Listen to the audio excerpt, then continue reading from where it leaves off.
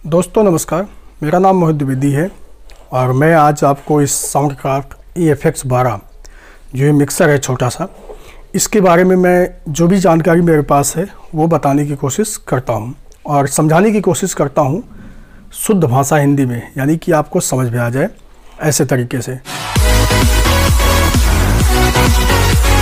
तो ये मिक्सर का प्राइस भी मैं बताऊँगा।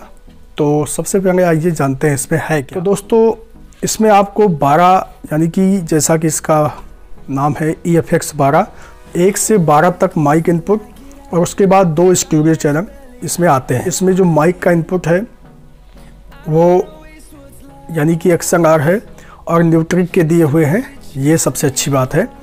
तो इसमें 12 माइक आप इनपुट कर सकते हैं, उसके बाद 12 लाइन, उसके बाद 12 इंसर्ट का फीचर ऐसा है कि आप अगर जैसे कि 10 नंबर माइक यूज कर रहे हैं और इंसर्ट में आप कोई भी इफेक्ट प्रोसेसर या कोई इको या फिर इसमें कोई भी प्रोसेसर आप इसमें यूज करना चाहते हैं 10 माइक में, 10 नंबर के माइक में, तो आप इंसर्ट के थ्रू आप उसको यूज कर सकते हैं, वो 10 पे ही काम करेगा। उसके बाद आपका गेन है, HF है, HF को हाई फ्रिक्वेंसी या शार्पनेस कहते हैं, और ये होता है आपका MF मिड फ्रिक्वेंसी, ये होता है बेस, इससे आपका बेस काम करता है। ठीक है, अब वाइट का जो ये नॉब है इनके बारे में भी बहुत ज़्यादा जानकारी नहीं है, फिर भी मैं बताने की कोशिश करता हूँ कि इस नॉब से आप 150 हर्ट्ज से 3500 किलो हर्ट्ज तक, यानी कि आप इसको जैसे कि इधर यहाँ पे 350 पे करते हैं तो आपका जो मिड का फ्रिक्वेंसी है वो 150 पे ही, यानी कि इसके आसपास का ही सेट करेगा, यानी कि ये बेस पे ही काम करेगा। फिर आपने अगर बीच में कर दिया तो ये आपका हो गया 750। 750 में आपको एक मिड भी आएगा अच्छा खासा, बेस भी आएगा और हाइस भी आएगा, तो आप उस पे इसको काम करवा सकते हैं। उसके बाद अगर आप इधर ले जाते हैं 3 किलो हर्ट्ज यानी कि 3000 किलो हर्ट्ज पे, तो आप इस पे क्या करते हैं कि इसमें सिर्फ और सिर्फ जो आपकी शार्पनेस है या मिड में जो हाई मिड है वो आप इस पे घटाया बढ़ा सकते हैं। तो अमूमन सभी इसको हाफ रखते हैं, बट इससे आप जो इसमें सीटी की यानी कि समस्या देखने को आती है, इससे आप एडजस्ट कर सकते हैं। तो इसकी सेटिंग के बारे में मैं आपको एक वीडियो बनाऊंगा, बट आपको कमेंट में बताना होगा। ठीक है, उसके बाद आता है ऑक्स यानी कि आप जैसे कि 10 नंबर का माइक है, आपने इस माइक में एक महाराज या सिंगर को, यानी कि ये जो 10 नंबर का माइक है दे रखा है। ठीक है, और उनके सामने 4 मॉनिटर आपने लगाए, 4 मॉनिटर एक ही एम्प पे यूज़ किए और आप चाहते हैं कि उनकी जो आवाज़ है उनके मॉनिटर में ज़्यादा जाए और सारे इंस्ट्रूमेंट या जो बैकग्राउंड सिंगर हैं उनकी आवाज़ कम जाए, तो आप ऑक्स के थ्रू उनके जो मॉनिटर की आवाज़ है वो बढ़ा सकते हैं। अगर ऑक्स के ऊपर भी आपको वीडियो चाहिए तो कमेंट में ज़रूर बताएं, मैं इसके बारे में भी एक वीडियो बनाऊंगा सेपरेट, जिसमें आपको इसी के बारे में समझा दिया जाएगा।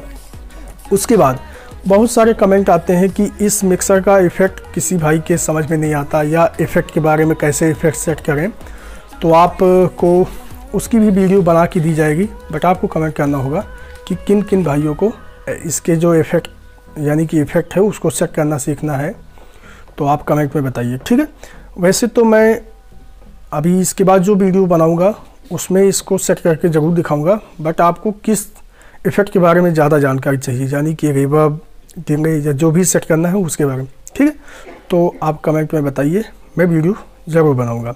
ये पैन है, पैन का काम मिक्सर में होता किस में है आप ये समझें।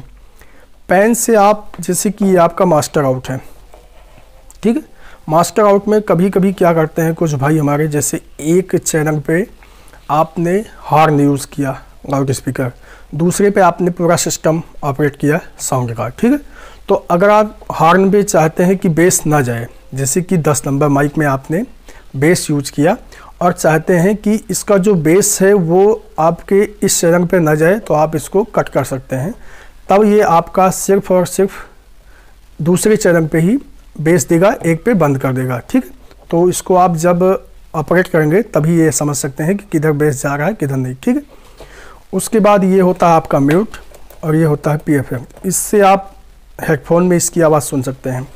और ये होता है आपका मेन फेडर, ये स्टूडियो के फेडर होते हैं, ये इफेक्ट का फेडर होता है और ये आपके मेन आउटपुट होते हैं।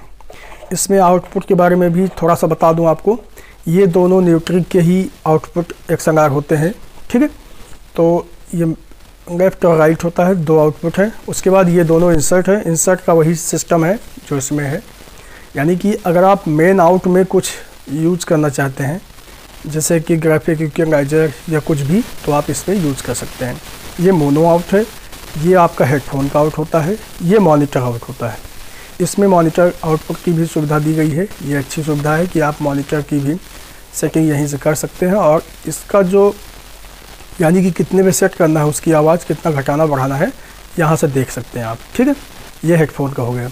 ये हो गया आपका स्टूडियो रिटर्न, यानी कि अगर आप इसमें कुछ भी, जैसे कि बाहर से, जैसे आपने ऑक्स में कभी कभी कोई इफ़ेक्ट यूज करते हैं, तो आप ऑक्स से इफ़ेक्ट यूज किए और उसके बाद जो उसका रिटर्न है वो आप इसमें इफेक्ट्स रिटर्न में दे सकते हैं, सॉरी स्टूडियो रिटर्न में, ठीक है। उसके बाद ये आपका हो गया जो स्टूडियो इनपुट है उसका लेफ़्ट राइट, ठीक है, ये उसका चैनल हो गया।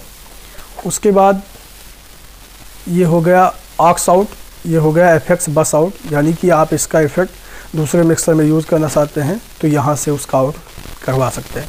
ये हो गया फुट स्विच, ये काम आता है जब आप इसका इफेक्ट एक बार ही बंद करना चाहते हैं तो आप इससे उसको बंद कर सकते हैं, यानी कि एक फुट स्विच आता है, उसमें आप इसको इंसर्ट कीजिए और जब आप जैसे कि इफेक्ट की आवश्यकता नहीं है तो आप उसको पैर से बंद कर सकते हैं, ठीक है। ये फैंटम पावर होता है। इसमें कंडेंसर माइक जब आप स्टूडियो में इसको यूज़ करेंगे तब ये काम आएगा। इसको भी आपको टाइप प्रोग्राम में, भागवत में, जागरण में बंद करके ही रखना है, क्योंकि इसको ऑन करने से एक समस्या आ जाती है कि जो भी आपके डायनेमिक माइक हैं उनके किट जो है ये ख़राब कर देती है, तो इस वजह से इसको आपको बंद करके ही रखना है। ये सिर्फ और सिर्फ फैंटम पावर, यानी कि 12 के 12 माइक आपने कंडेंसर यूज़ किए हैं तब इसको ऑन करना है, ठीक है। तो ये होती है इसकी बेसिक जानकारी। इसमें आपको यानी कि लेक्सिकॉन का इफेक्ट दिया गया है जो कि 24 बिट डिजिटल इफेक्ट प्रोसेसर है। इसमें आपको 32 इफेक्ट देखने को मिलते हैं, यानी कि बैंक ए बैंक बी में दोनों में करके 32 इफेक्ट आपको सुनने को या देखने को मिलते हैं, आप उनको यूज़ कर सकते हैं। उसके बाद इसमें भी वही म्यूट पी इफेक्ट, इसमें एक स्टोर का बटन दिया हुआ है, जैसे कि आपने यूज़ किया 17 नंबर का इफेक्ट, ठीक है, 17 नंबर पे यूज़ किया, उसके बाद जो कंपनी का इफेक्ट है वो आपके समझ में नहीं आया, आपने अपने हिसाब से सेट किया इन तीनों से, उसके बाद आप स्टोर दबा के रखेंगे तो ये आपका जो इफेक्ट जो आपने बनाया है वो आपको पसंद है तो वो आपका स्टोर हो जाएगा 17 नंबर पे ही। अगर आपने जैसे कि एक इको सेट किया इसमें, उसके बाद उस इको का टाइम चेंज करना चाहते हैं, टेम्पो बढ़ाना चाहते हैं, तो आप इसको अगर टैप करेंगे तो आपका टेम्पो एडजस्ट होगा आगे पीछे ऊपर नीचे, यानी कि जैसे कि स्पीड बढ़ाना चाहते हैं या उसका टाइमिंग बढ़ाना चाहते हैं तो वो आप टैप करके बढ़ा सकते हैं। और भी कुछ जानकारी इस मिक्सर के बारे में चाहिए तो आप हमें कमेंट करिए। और आप सबको ये वीडियो पसंद आई हो तो वीडियो को लाइक करें और चैनल को सब्सक्राइब करें, ये आपकी मर्ज़ी है। और भी कुछ इस मिक्सर के बारे में आपको जानना है तो आप कमेंट में ज़रूर टाइप करें। धन्यवाद।